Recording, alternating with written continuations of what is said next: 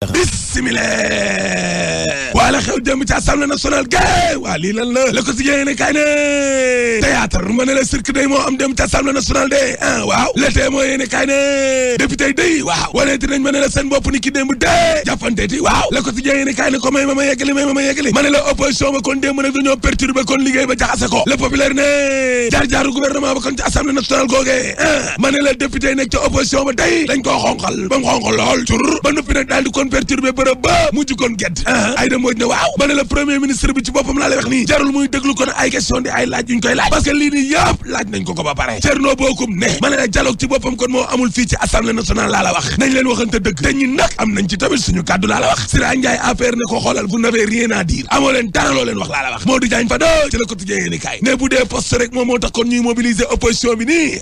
aya bi ma ngi sa tara kurus c'est regrettable Moustapha Niass ne xanaa xamoo leen ne bu ma neexoon ma génne leen léegi laa la wax Aïssata Tall Sall ne li xew ci assemblée nationale gi vraiment sagalul député yi quoi sagalul député yi sagalul tam kër gi lee ma ne la député Cheikh Seck ba parti socialiste ci tribune yéeni kaay ne ñii daal dañoo war a jël kon duma leen mu waaye Benno Bokk Yaakaar ji ne waaw ma ne la ñii daal comme que ay mbaam lañ dañ leen war a dóor ba maara day taali kon jubbanti leen waaw Le Populaire ne cey Sénégal lu ne gis nañ ko fi laa la wax ma ne la démb ci assemblée nationale gëlee waaw Ahmed Suzanne Camara day maître El Hadji Diouf le team di ko saaga mar day taali la ilaha illallah yaa juum wala maa juum tribune yéeni kaay ne ma ne la député yi nga xam ne ñoom ñoo ànd ak ay dëmbo day waaw nañu duggee ca biir salle ba ca boppam kon moo rëy saax ak seen yu xonq laa la wax morceau yi daañ leen ko lëmas kon ci seeni baat ay booru 4 heures ca ngoon kon ba muy teg na juróom-ñetti minutes ay 16 heures 8 waaw Thierno Bocoum Lamine Thiam Waré Sarr ay dëmbooj Mamadou Diop Decroix maître El Hadji Diouf Sur Quotidien ne Mohamed Boun Abdallah Dionne day waaw lam doon liggéey jébbi na ko démb kon ca kanamu assemblée nationale wàllum terrorisme ga wax na ca yokkute gi croissance wax na ca coowal Lamine Diack wax na ca 2016 gi fan jëm wax na ca lu jëm na ci wàllum terrorisme ga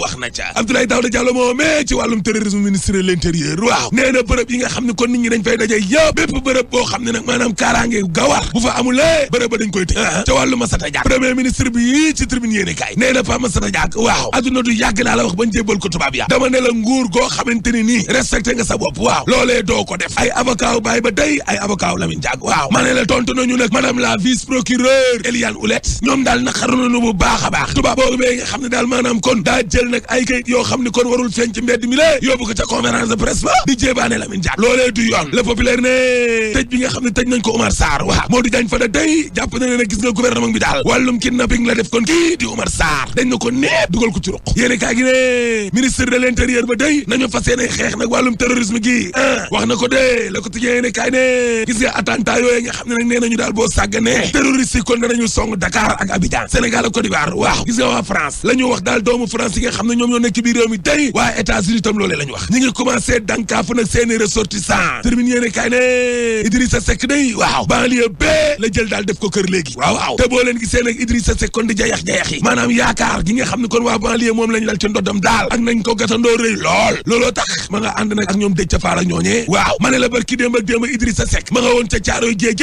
ak ca Yeumbeul Sud ma ne Idrissa Seck daal waaw lam fa nimi ko nag mooy jafe-jafe yoo xam ne kon moom la askan wi di dund yéene kaa gi ne moo tax it askan woowee nekk ca banlieue ba day ña ngi ko topp rek te naan ko Idrissa xam-xam bi nga yor réew mi soxla nañu ko danga koy jël